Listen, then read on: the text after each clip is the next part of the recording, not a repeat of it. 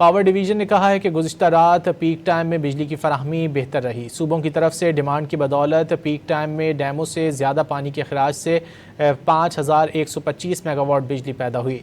तर्जुमान power division के मुताबिक मुल्क के जुनूब से सेंटर ग्रिड में 400 मेगावाट आने से तरसील जारी रही।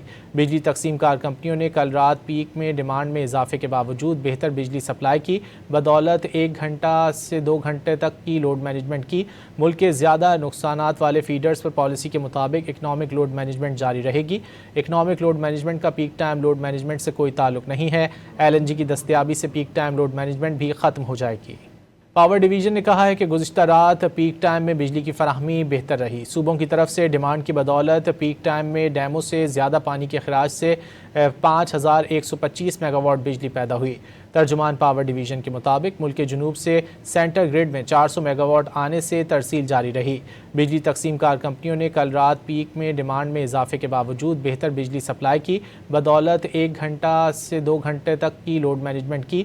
मुल्क के ज़्यादा नुकसानात वाले फीडर्स पर पॉलिसी के मुताबिक इकनॉमिक लोड मैनेजमेंट जारी रहेगी। इकनॉमिक लोड मैनेजमेंट का पीक टाइम लोड मैनेजमेंट से कोई ताल्लुक नहीं है। LNG की दस्तयाबी से पीक टाइम लोड मैनेजमेंट भी ख़त्म हो जाएगी।